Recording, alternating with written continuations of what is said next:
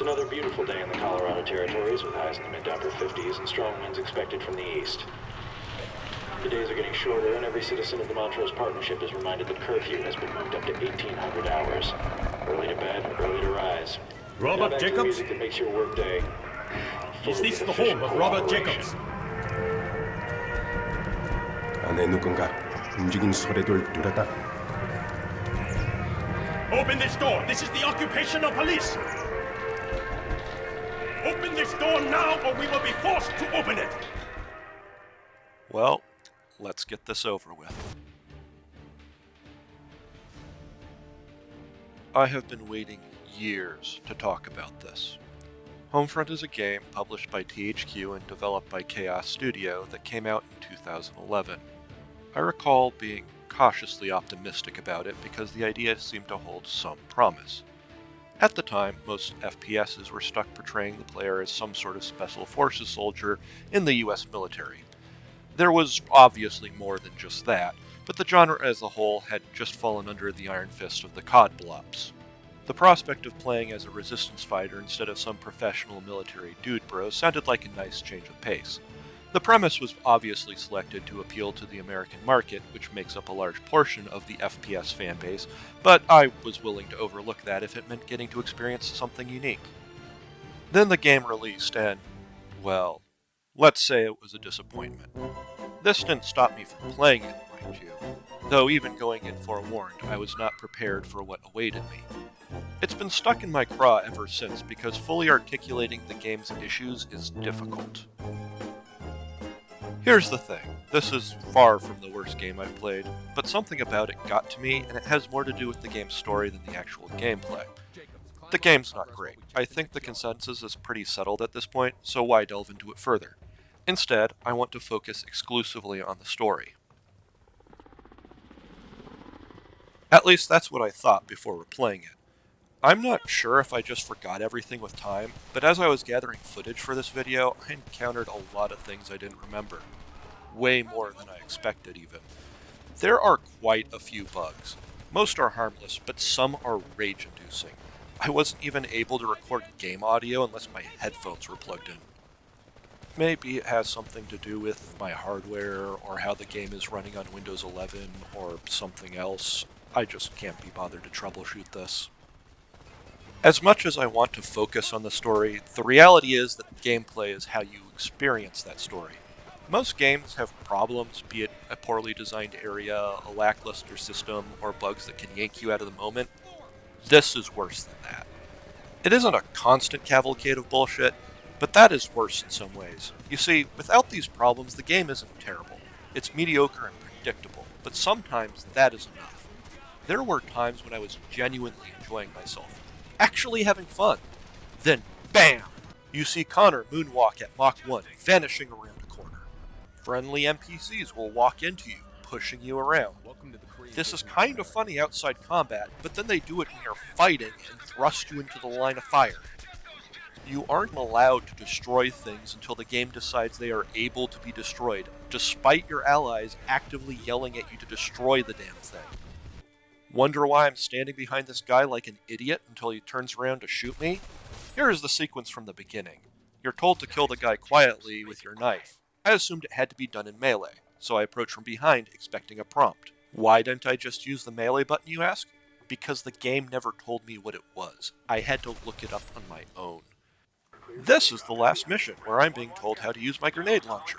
I legitimately thought this was the first time the game had done so, despite my getting this gun twice earlier, once in Chapter 2 and again in Chapter 5. But I went back and looked at the footage, and nope, it did show me. Here it is, but there's a problem. I'm in the process of swapping out my weapons, a thing the game wants you to do. A lot. The font is exactly the same as the font prompting me to pick up this gun. I'm not even thinking about using the grenade launcher right now, so my mind is focused on the task at hand, filtering out everything else. Now, character barks inform me of a threat on the second floor, but then they call out another on the windmill. From where I'm standing, these appear to be the same thing. Nope, there's another guy over there. At this point in the first chapter, I'm being yelled at to pick up grenades as I look around in confusion, searching for what they're talking about. I was so bewildered, just looking around, feeling like an idiot that's missing an obvious box in the corner somewhere. Eventually, I go outside, thinking maybe I walked past them on my way in. Nope. But there's a gun. Maybe it has a grenade launcher? Nope. Decent looking gun, but no grenades. I finally head back inside thinking, screw this, and kill the guy that was shooting at me. It's then that I discover where the grenades are. Not in the room I was in, and not anywhere I can see. They were here, behind an overturned vending machine completely out of sight from where I started. I realize this is a lot of bitching from a guy who said the problems aren't constant, but I'm trying to make a point. A game can get away with having a bad story if the gameplay is well polished.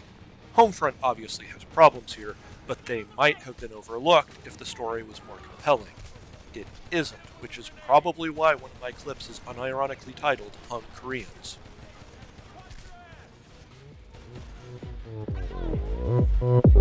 No.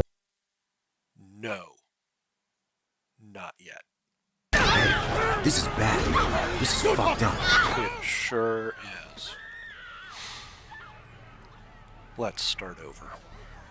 I'll try to keep this brief. How does Homefront look? I certainly wouldn't call it ugly, but even in 2011, these graphics were pretty average. I don't actually mind that. The ESRB gave it a mature rating, looking as it does. A more realistic presentation might have pushed them over to adults only. If I were making a game, that's something I'd want to avoid, so maybe this was deliberate. Whatever the truth, it's good enough to come off as stylized, even if that's an accident. I feel this works in Homefront's favor. Some of what is portrayed is quite grim. A stylized presentation makes it easier to look at what is being shown and think about it without mentally disengaging or distancing yourself. In a sense, the game provides a layer of insulation between the player and the events being portrayed. Unfortunately, the game does have a few issues. I saw reviews from people claiming the game was laggy. Although that didn't affect me, I did notice the frame rate would drop at strange times. Parts of objects might flicker in and out of existence, sometimes character models clip into themselves.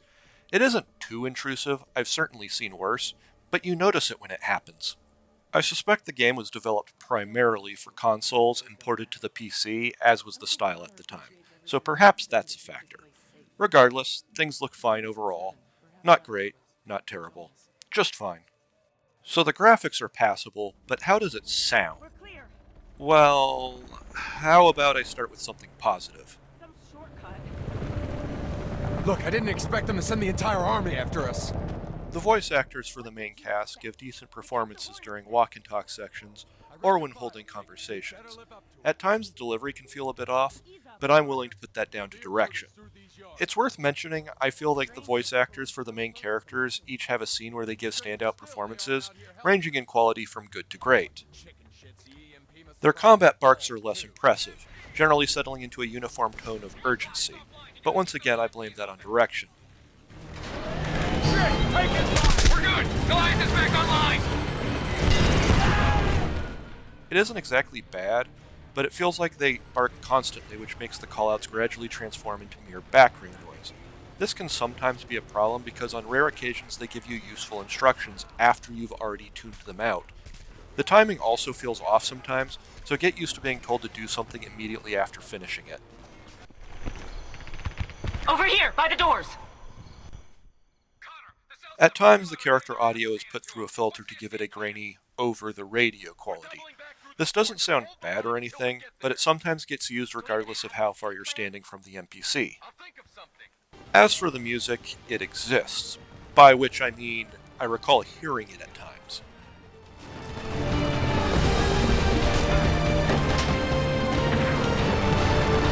Jacobs, you get the door! I got your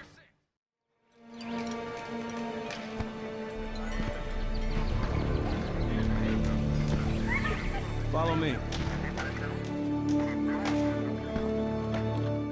I suppose that means it matches the mood of whatever's happening, but it isn't memorable. I recall hearing a bit of Burning Love by Elvis at one point, however the context there is dark.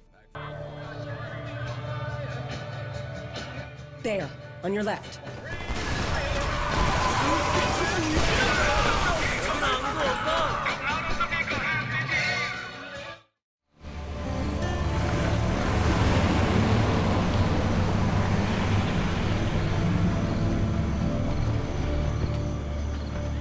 There is one standout track toward the end that sticks out in my mind, but like Burning Love, it wasn't written for the game.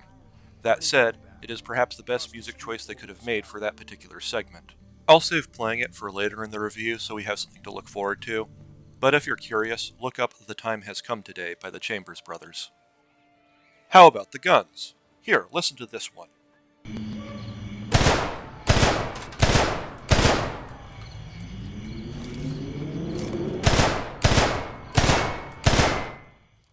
Okay, now this one.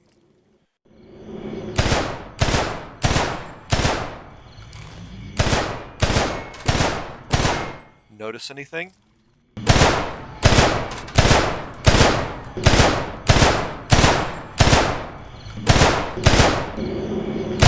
They sound exactly the same. At first I thought that was because they fire the same type of bullet, but they don't share ammunition. I'm not saying every gun sounds the same because they don't, but many do share sounds, and they are all very similar regardless. Worse, when you're shooting them, other than the largest ones, your guns never sound especially potent. Some of the machine guns are punchier, but even there I was underwhelmed. This means the sound of gunfire rapidly blends together, becoming a blanket of noise that wraps around the entire fight. You might think that helps convey the confusion and chaos of battle, but the issue is that it becomes difficult to pick out where things are coming from. Here, let me play a clip of battle without reducing the volume so you can see what I mean. We're pinned! Take out those machine gunners!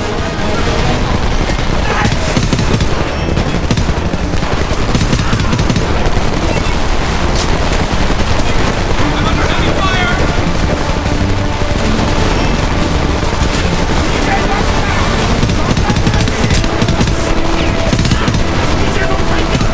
We're pinned! Take out those machine gunners! Your allies are yelling at you to take out a machine gunner. You can hear the machine gun, but it doesn't sound different enough to locate when other enemies are lighting you up. Because of this, your allies constantly shout at you, which trains you to ignore them 90% of the time. Ultimately, the few good points the game's audio has going for it get dragged down by everything else. So with graphics and sound covered, how does it feel to play? I'm going to be brief here so we can move on. There really isn't that much to talk about anyway. It's mostly just a mediocre FPS down to the strawberry jam that covers your screen when you take too much damage. There are the usual mechanics that feel tacked on, vehicles in the UAV section, but Homefront isn't the first game to do that just so they can list a gameplay feature on the box. Mostly the game is trying to deliver the experience of being a scrappy resistance fighter making do with whatever weapons you can scrounge up. There are moments where it kinda delivers. You're outnumbered and the KPA has all the guns, tanks, and planes. How can you possibly hope to overcome them? We'll get to you later. And with that, we can finally start digging into the story. Let's begin with the setting. There's a lot to discuss. If you're wondering how North Korea managed to invade and occupy most of the contiguous United States, you're not alone. The game's marketing included interviews with Tae Kim, a former CIA agent acting as a consultant. According to Kim, they did a bunch of research to look at North Korea's current state and how that could change. According to him, the individual steps are all possible, so while the setting is fictional, it is made up of many plausible baby steps. The problem here is that the baby steps are absurd. They would have us believe that North Korea tests a nuclear device in 2010, then has 1,000 of them just a year later. Building nukes is both difficult and expensive. How did North Korea manage to set up a nuclear program of that scale? In 1 year? Even if they simply bought the nukes, how? With what money? And before you suggest it, nobody is giving away nukes for free. They claim Kim Jong-un managed to reunify Korea almost immediately after coming to power. Keep in mind that North and South Korea never signed a peace treaty after the Korean War. They are technically still at war today. So why does South Korea trust them at all? All of these events are designed to evoke a reaction in players, especially American players. That's why the introduction specifically mentions that both Canada and Mexico have closed their borders. I know it sounds like I'm about to rip the premise apart like some sort of vulture, but I'm not. It would simply be too easy and ultimately proves nothing. Homefront is a work of fiction, and fiction requires its audience to suspend their disbelief to some degree. Yes, some stories go out of their way to ground themselves in reality, but it certainly isn't required. Saying Homefront is bad because the setting is unrealistic would be no different from mocking a fantasy game because dragons aren't real. The game does make an attempt to justify the setting to you, mostly through newspaper clippings you can find and read. They're all over the place, and if enemies aren't currently shooting at you, it's pretty likely you'll find one if you look around. Honestly, I wouldn't bother though. While some articles are more plausible than others, I never felt like the setting justified itself. That's fine, but save yourself the effort and simply accept the crazy world you've been given. It's easier that way. So why talk about the setting at all then? Well, there are two reasons, and the first is to give external context to the game. It's no secret that China was the original antagonist. This makes sense. Making Russians the default bad guy gradually fell out of fashion after the Soviet Union collapsed. China is the next obvious rival to the United States, but there's a problem. In an interview with Kotaku, THQ's executive Danny Bilson said that China is not that scary, citing the economic ties China has with the United States. Such ties make the prospect of war, especially all-out war, difficult to justify. Such a war would see China lose access to the US market, while the United States would lose access to China's manufacturing base, making it less likely that either side would be willing to endure the economic hardships a war would entail. This is how THQ's marketing team tries to justify shifting the antagonist role over to North Korea, arguing that it is at least as likely as a war with China. But that shit ain't the truth. You see, executives working inside China worried that painting China as the antagonist could result in them being banned from the country for the rest of their lives. This I believe, and I think it hints at the real reason. Beyond mere fears of retaliation, there were likely concerns that making China the antagonist would prevent the game's sale within China. North Korea, however, is such a backwater that nobody cares if their game gets banned there. The truth is, North Korea is just China in cosplay. China was off limits, so they found another Asian nation to fill the role. It's so blatant I suspect few who played the game felt any different, but I might be projecting. Either way, knowing this makes any nonsense the game feeds you much easier to swallow. There is another reason to discuss the setting though. This might not be apparent to someone who isn't from the United States, but the developers put a lot of effort into making the game feel like it actually takes place in the US.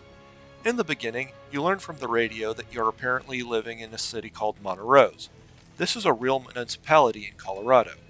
I've never been there, so I cannot comment on how accurately it is portrayed, but while playing the game, it felt weirdly familiar but twisted by the occupation. For example, this is the room the game starts in. It's not an apartment, it lacks a bathroom, kitchen, or even a closet. It has only one door, which leads to the hall. 88.3 방송으로 두고 계십니다. It's another beautiful day in the Colorado territories with highs in the mid to upper 50s and strong winds expected from the east. There are massive holes in the wall and ceiling, so it must have been damaged when the city was captured. It's hard to be sure, but given the size, my guess is this used to be an office. The game keeps presenting places that should be normal locations. However, they all show signs of the Korean occupation. Here I am fighting a battle outside a White Castle. It's almost as deadly as their burgers. Now Cooper is yelling about Korean soldiers occupying a Hooters. I think that's a place where you can go see owls. I wonder how they got permission to put these brands in the game. Who's shooting? Let those bastards cook! Hopper, where's our second round? I'm working on it! Fuck it, we're coming in hot. All teams go! For some reason, Black Friday is remarkably tame this year. Okay, we're headed into spoiler territory now. If that bothers you, this is your chance to either bail or jump to the timestamp on the screen. To those of you still here, I'm going to assume you don't mind learning spoilers from a game released in 2011. This game isn't particularly special anyway, so I'm going to be hitting most of the major story beats. The game opens roughly 2 years after North Korea irradiated the Mississippi. You play as Robert Jacobs, who served in the US Marines as a helicopter pilot at one point. So if you were hoping for a game where you weren't someone with military training, that wish has already been thwarted. Korean occupation forces are upset because Jacobs isn't helping them, showing up at his door to give a speech about how he is betraying his country by refusing to collaborate. Normal, I'm a bad guy, transparently justifying obviously bad things type fare. They then shove him on a bus, forcibly conscripting him.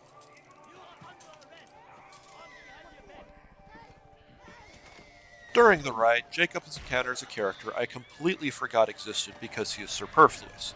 As far as I can tell, this man only exists to tell the player things they could infer on their own just by looking out the window. In fact, just looking out the window is probably more effective without the added commentary. The only thing of substance this man reveals is that he too is a pilot. There's a third guy on the bus, so I assume he is as well. I bring this up for a reason, and I'll try to keep it quick. This is a pilot's license, and this is the back of it. We're interested in these parts here. They talk about what sorts of aircraft you want to fly and under what conditions you are allowed to do so.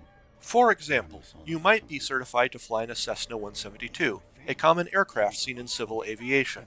Flying one of those is significantly different from flying a fighter jet. And while fighters are very high-performance combat aircraft, flying something really large with a lot of mass is different as well. Each of these require different certifications. They are aircraft specific. And, relevant here, all of these are different for flying a helicopter. Put a pin in that for now. You won't have to remember it for long. I expect most players spend the bus ride looking outside the window. The whole ride shows a bunch of terrible things happening. I'm not sure how accurate the portrayal here is, but similar things have happened in history and do happen today. I'm not sure all of this would take place in such a small area, but we can assume that this has been compressed for the player's benefit. My cynical side says the entire sequence exists to help the player justify spending the rest of the game mostly killing characters of a single ethnicity by firmly establishing the Korean invaders are very bad and therefore worthy of death. Anyway, just as the bus begins to leave the horrors behind, it's rammed by a truck.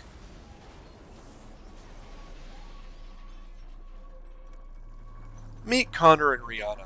They don't get along well. Rihanna seems to consider Connor a dangerous, reckless individual, but that isn't completely fair. In truth, Connor is a dangerous, reckless individual who absolutely hates Koreans. Ramming the bus was Connor's plan to rescue Jacobs. And now I have questions. You can thank me later. Everyone else on the bus died. Actually, I suppose the driver and guard lived until Connor shanked them, but all the other passengers are dead. This was a violent crash, violent enough to send the bus tumbling. That in mind, how did Connor know anyone would survive? My initial thought was maybe he didn't and only knew there would be pilots on the bus. Maybe he didn't care who they got. That would be an interesting if dark direction to take, but remember all this nonsense? Yeah, it doesn't work. Besides, Connor apparently read Jacob's file. I read your file, Jacobs. You'd better live up to it. So clearly he was the target. If Jacobs is so important, why use a method of rescue that seems almost designed to kill him? Now, I don't think Connor was intentionally picking a plan that would result in Jacob's death. As I said, he hates Koreans. I mean, really hates Koreans. So he probably chose a plan that would give him the most opportunity to kill as many of them as possible, regardless of other risks involved.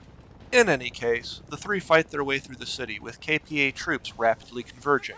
Connor and Rihanna bicker during lulls in the combat, revealing that Connor has an ends justify the means perspective, where the end seems to be killing anyone in a KPA uniform. Revere Road is through these yards. It's strange that people live so close to the wreckage. Stranger still, they aren't out here helping us. Bunch of chicken shits, the EMP must have fried their balls, too. You'd think seeing a plane fall out of the sky would have put guns in their hands. Maybe they're not ready to fight. The KPA doesn't bother these people. They're just trying to live their lives. Besides, Boone gave you an order. Rihanna is more level-headed, wanting to drive the KPA off without getting non-combatants caught in the crossfire. I think I'm with Rihanna on this one. At this stage, it isn't entirely clear why they're working together. I assume the intent was to portray a clenched-teeth teamwork dynamic where things had gotten so bad that picking allies was no longer possible, but everyone would eventually reach a level of mutual respect. Rihanna would come to understand why Connor is so relentless, while Connor would realize that his behavior puts the very things he is fighting for in danger. More than likely, this would be facilitated by a leadership figure they both respect dying nobly while fighting the occupation. Anyway, Connor leads the way into an area filled with civilians over all objections in order to evade the pursuing KPA forces. I would criticize this, but he claims it was the only option and the game doesn't provide enough information to know if this is accurate or not. Whatever the truth, they arrive at a suburb and meet Boone, the respected leadership figure of this merry band. Mostly respected, anyway. It becomes immediately apparent that he shares Rihanna's viewpoint and doesn't see eye to eye with Connor at all. Regardless, Boone seems like a wise and effective leader. I sure hope nothing bad happens to him. Shortly after, the KPA shows up guns blazing. The group is forced to take cover in a house occupied by a woman with a baby, which the enemy begins to storm. A shootout begins as everyone fights for their lives, while the baby cries in terror and the mother begs for her child's safety. Someone pacify that infant, damn it! Amazing. Eventually, the KPA wises up and flushes the resistance out using tear gas. The group escapes into a nearby yard, then moves into another building where we meet the final member of the group, Hopper. He is Korean American. As everyone knows, this proves we aren't racist. Holy shit, is that a tank? We have a tank? Okay, this is Goliath, and I know it isn't really a tank. It would be more accurate to call it an unmanned IFV or something of that nature, but that barely matters. Where did the Resistance get this? How? Where are they getting the ammunition? What about the fuel?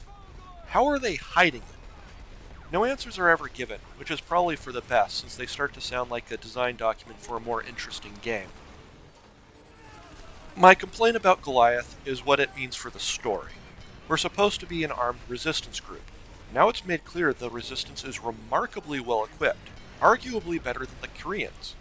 This thing is a marvel of technology, able to swiftly and efficiently deploy incredible firepower, and they can just casually break one out. What?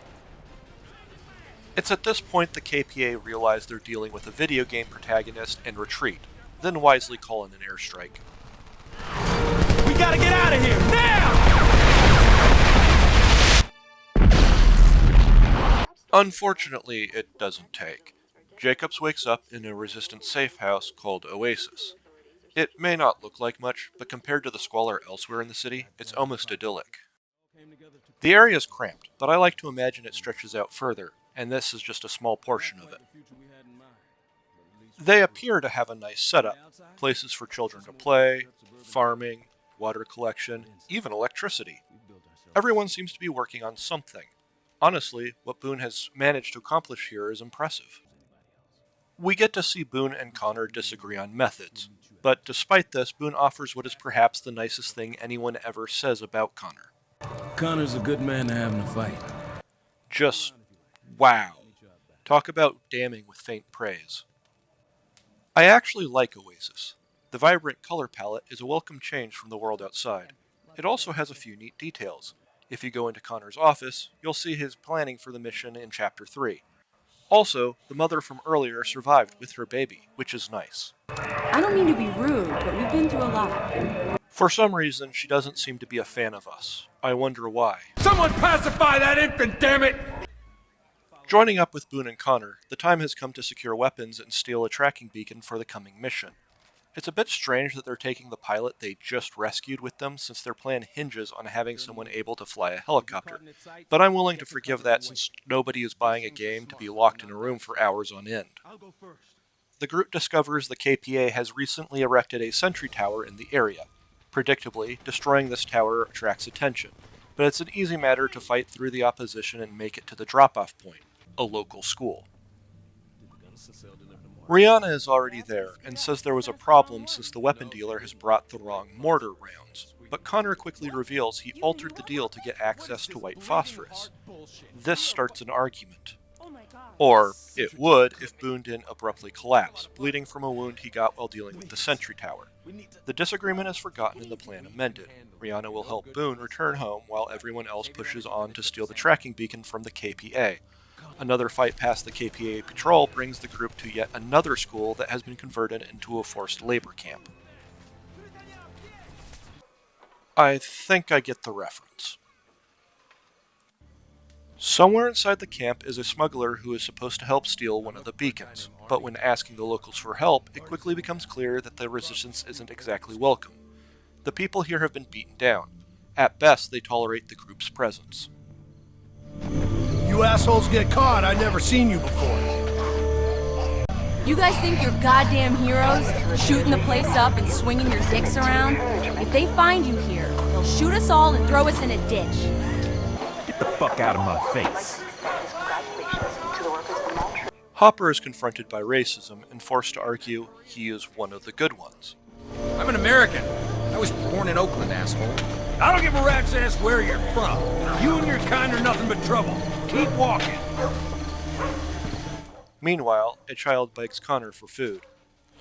Mister, do you have any food? I'm so hungry. Please, Beat I it. haven't eaten for days. I'll take anything you got. I don't have any food. Piss off. Upon locating the smuggler, the group is led deeper into the camp. Oddly, nothing appears to be locked. I thought there'd be more guards. They must have heard you coming and split. Very funny. What the hell is this? It's a holding area for the buses, you know, somewhere to wait before you're shipped to the shale mines. And it's just unlocked. You don't need a key. Nobody move! Oh, shit! Obviously, it turns out to be a trap. The smuggler has turned traitor in hopes of protecting his family. The group successfully fights clear of the ambush, however.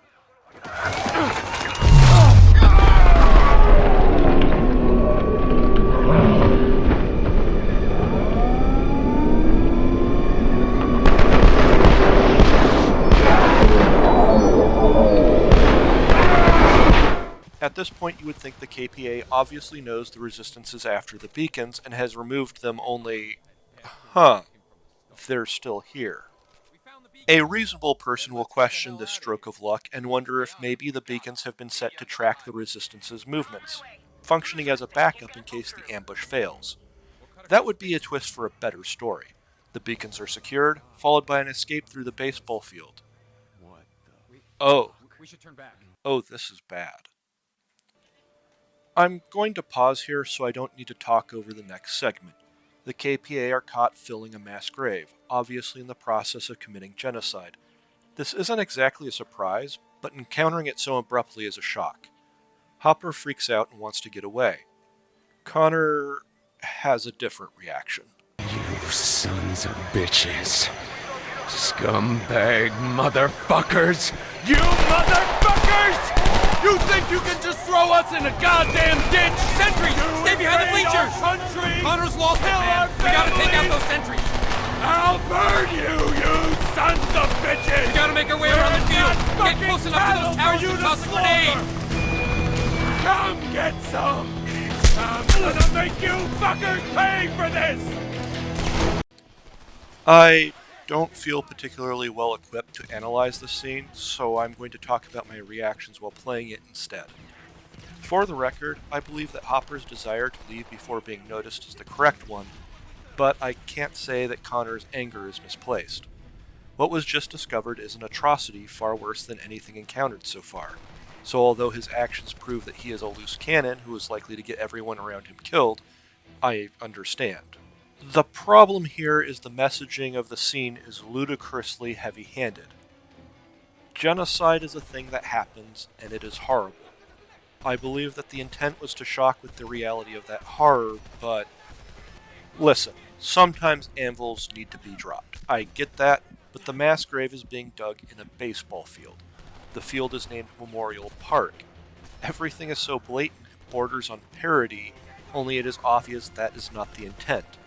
This resulted in an odd, surreal sensation that made me hyper-aware that I was playing a game that was asking me to feel outrage and anger over atrocities that are entirely fictional.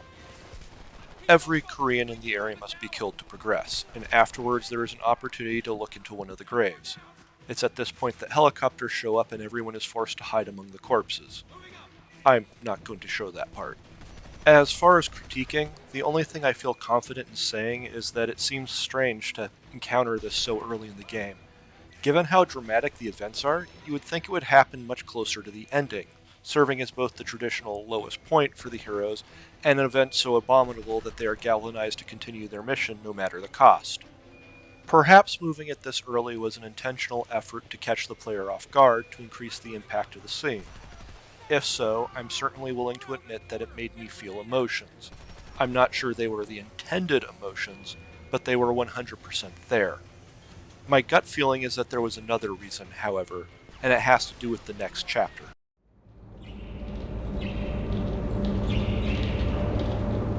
You need to let that wound heal.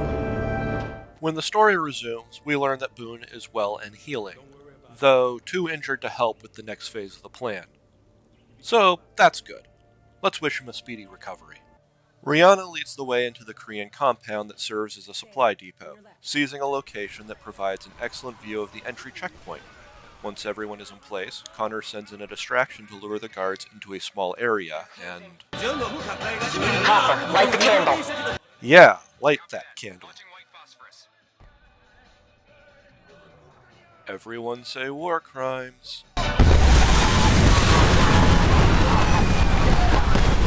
Oh my god. So hey, remember that argument that started when the group got white phosphorus mortar rounds, but then everyone forgot about it because Boone was injured? Yeah, now we're using them. This is why I believe the genocide reveal had to happen when it did. I have to imagine that without uncovering the genocide, this scene wouldn't make any sense. People would wonder why everyone suddenly was on board with using chemical weapons. In light of what was found, however, the more moderate voices of Rihanna, Hopper, and Boone being silenced is reasonable. Connor, who was practically jizzing his pants at the prospect of using chemical weapons, gets what he wanted from the very beginning. The assault on the supply base begins, and the KPA starts taking heavy losses up until... Oh shit! Misfire! Misfire! Oh shit, it's coming right at us! Off the roof! Now!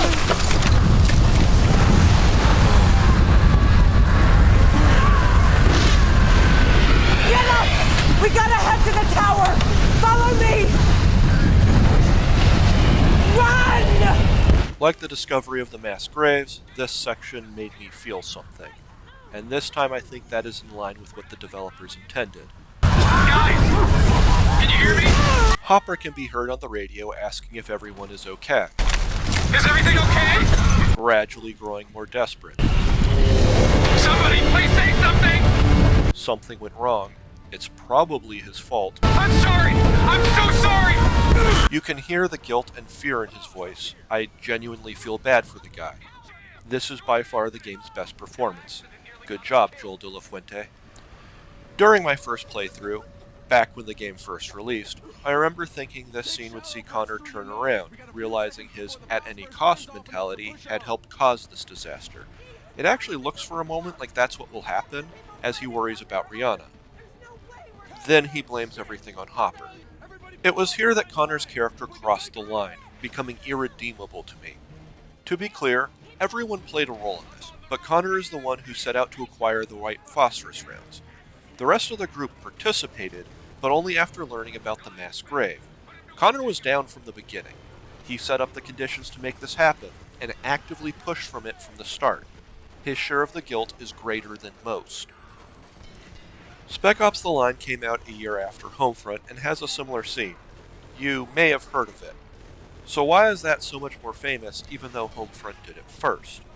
The reason, I believe, is that what was done in Spec Ops: The Line becomes a major turning point for how Captain Walker is perceived by players. Yes, both Captain Walker and Connor refuse to take blame, but here is how it is handled in Spec Ops: The Line. This is your fault, goddammit! Stop right there, Hugo! What it is! You wouldn't listen! We have a choice! He turned us into fucking killers! That's enough, Sergeant! No! No! I told you so! No! We need to keep moving. What? Here's how Homefront does it. God, how How many bodies did we leave back there? They knew the risks. No! No one deserves to die like that. Where did you even get that shit? Stole it from the Koreans. They were gonna use it in case of an uprising. So no real discussion about how friend and foe alike were killed by using chemical weapons. Connor's justification is painfully unsatisfying and makes it clear that Connor is little more than a rabid dog. Remember Boone's compliment for Connor? Not that he's a good guy with a lot of anger, not that he's misunderstood but has a heart of gold. Connor's a good man to have in a fight. Connor is good to have in a fight. Nobody really likes him, but they recognize that he's dangerous and hates their enemy. But the camera the game uses also has an opinion on the events it portrays, and here it clearly agrees with Connor. I sometimes wonder if the devs who worked on Spec Ops The Line played Homefront and noticed this, then made sure they didn't make the same mistake. Anyway, there isn't much more to say about the chapter. After a minor snafu, the Resistance rallies, Jacobs manages to plant the tracking device on one of the tankers just in the nick of time, and then everyone barely manages to escape as KPA reinforcements arrive. Following their successful mission, everyone returns to Oasis to prepare for the next phase. In a shocking twist that nobody saw coming, Oasis has been raided by the KPA, who executed Boone and several others in the process. The way Boone is on display has strong crucifixion vibes, though I'm unsure if this is a coincidence or a deliberate attempt to set him up as a messianic figure. Once again, the game has some good acting, and this time Rihanna gives the best performance. Everyone is clearly affected by Boone's death, behaving in line with what you would expect. However, Rihanna takes it the hardest by far, giving the impression that she saw him as more of a father figure rather than just a leader. Following this, the remainder of the group is attacked by the KPA. Overall, the whole sequence is notable for more than just its story significance. It ultimately exposes the biggest problem with Homefront's narrative, the pacing. I'm not about to give a lecture on story theory or the different types of plot structures, but this scene is obviously intended to serve as the lowest point for the heroes. The KPA have just dealt them a significant defeat, killing the only real leader we've seen and destroying the only place to provide a feeling of safety. This segment would even serve that role perfectly, except for that it happens too soon. Allow me to explain. This type of scene generally happens around 2/3 of the way through a story. This is chapter 4 of 7, making this about 50% of the way through. Although that might not sound like much of a difference, it has a serious impact on the way the story plays out going forward. There is an effort to disguise this, but there are no other major developments to happen for the rest of the game. As such, you're going to see that I have less to discuss for the next 3 chapters, especially chapter 6 and chapter 7. In any case, the group finally encounters a threat Goliath cannot overpower head-on, a main battle tank. Moving to attack the tank from the side works, but the vehicle has clearly been heavily damaged in the fighting. This leads to the following exchange. Nice work, you two!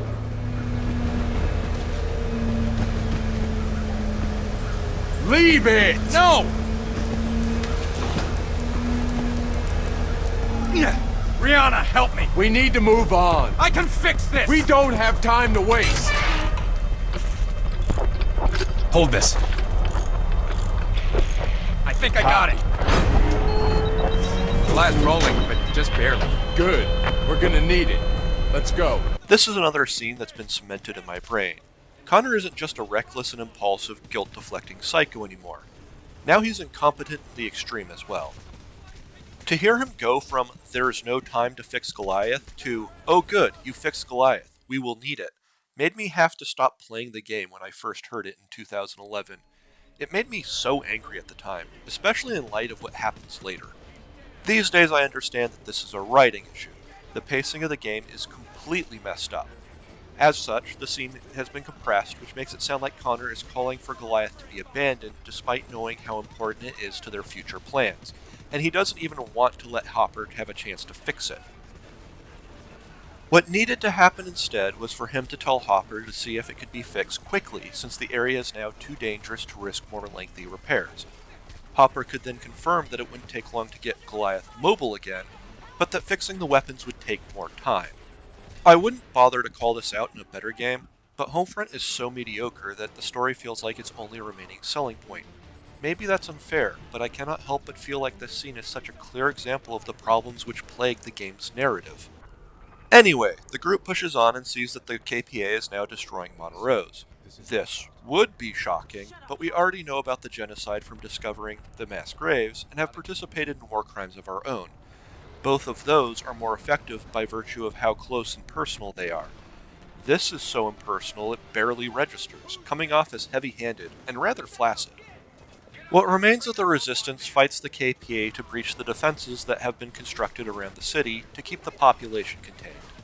They have the explosives necessary, but not the means to deliver them. This is why Connor said that Goliath is needed.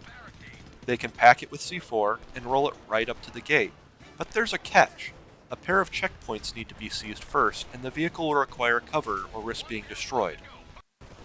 The Resistance manages to clear a path to the wall in a hard-fought battle, breaching it so that the group can escape to continue their mission, and also presumably allowing the civilians of Monterose to escape the destruction of the city. Chapter 5 is mostly filler, and nothing makes this more clear than the adversaries faced. Meet the Survivalists, which appear to be a loose-knit community of doomsday preppers. They have the helicopter that the group needs. Apparently Boone somehow convinced the Survivalists to sign on, but nobody else really knows them. Worse, since Boone isn't here, their willingness to help vanishes. The Survivalists offer to let Connor and Jacobs go with their lives, provided they hand over Hopper, presumably to be executed, and Rihanna, for reasons that I can't say on YouTube. This is foul in the extreme, so naturally a fight breaks out and the group resolves to steal the helicopter instead. Most of the first half of the chapter then becomes an extended walk and talk segment, punctuated by occasional instructions to kill survivalist snipers or sentries. I would call it a stealth segment, except Homefront very obviously lacks the systems to accommodate proper stealth missions. Instead, you end up following Connor through the fields, being treated to scenes of how terrible the Survivalists are. The group expresses their disbelief that the Survivalists would treat human beings so poorly, even if it is Korean occupation troops. Rihanna is especially outraged. This isn't right. We don't kill for sport. Yeah, Rihanna, that doesn't sound like us.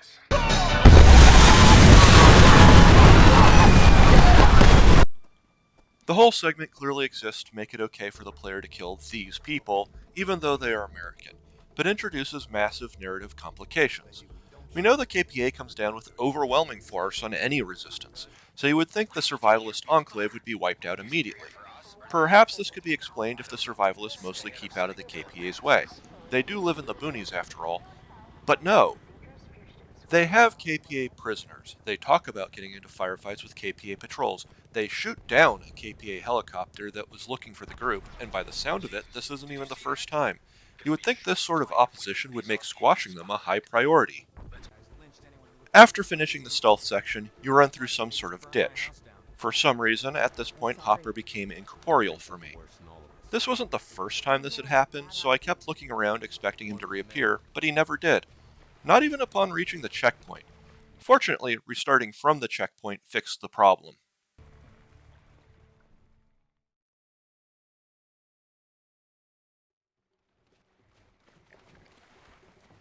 At last, we have arrived. Hung Koreans. Oppan Gangnam Style.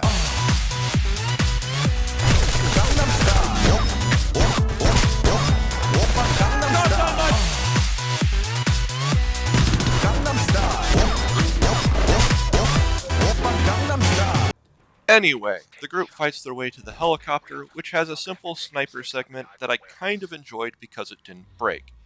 Then you rejoin the main group and swiftly evacuate. Swiftly evacuate.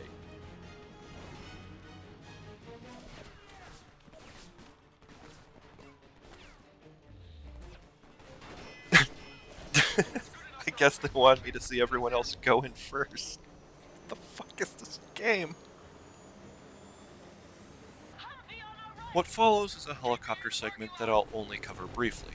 The relevant points are that it has two phases. During the first phase, the group intercepts the fuel tankers they place the tracking device on, back in Chapter 3, destroys their escort, then hijacks them. Afterwards, Jacobs covers the now hijacked convoy as it escapes through a city. That's literally everything that happens. Then the US military is contacted to inform them that aviation fuel has been secured for the coming counterattack in San Francisco. I had a whole rant planned for this reveal, but the video is already too damn long, so I'll keep it short. The US controls everything east of the Mississippi, while San Francisco is on the west coast, about as far away as you can get. This means the attack is a naval landing, but then why land in a location that requires fighting across the Golden Gate Bridge to reach the city? The answer, I believe, is name recognition. San Francisco is famous enough that most everyone will know it is a major US city located in California, and the Golden Gate Bridge is the city's most recognizable landmark. This is likely also why, early on in the level, you hear this triumphant announcement. SEAL Team 1 popping victory smoke. Alcatraz has been secured. I repeat, you've taken the rock. I cannot think of any reason why Alcatraz would be an important objective for this counterattack, but it carries name recognition as well. People hear this and think, oh, I know about Alcatraz. That's the famous prison that was supposed to be impossible to escape from. And The Rock is that wrestler who starred in a bunch of movies.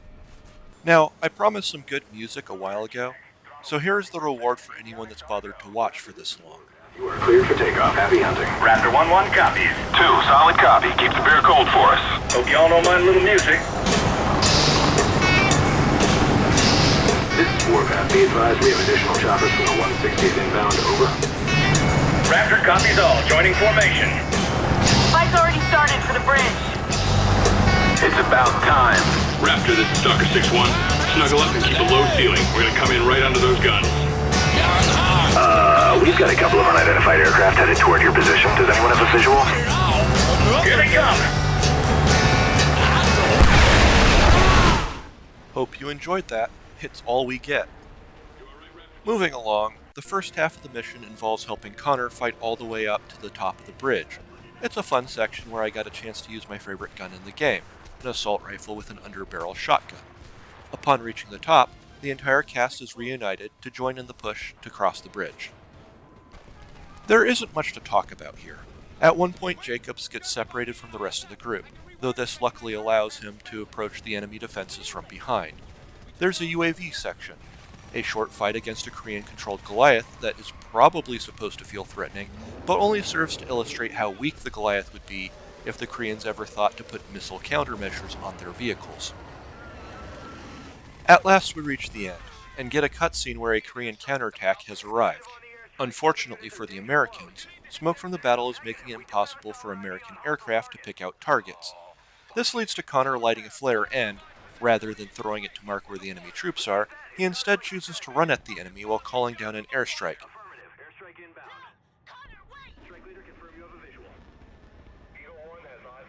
It hits him, and he appears to die. Good. Rihanna is sad for some reason, but I don't care. The game closes with a news report stating that this may be a turning point in the war. Roll credits. Why do I care about Homefront so much? Nobody puts effort into creating something this long unless they really care about it. As the video continued to get longer and longer, I kept coming back to that question. There are reviews for significantly better games with a quarter of the runtime. I think I finally understand, though. Homefront reviewed poorly, typically getting around a 7 out of 10. That's about the lowest score a game can receive while still being playable. This I agree with, and it gets to the heart of the matter. I care because of what the game could have been. For all my complaints, I still found moments that stood out.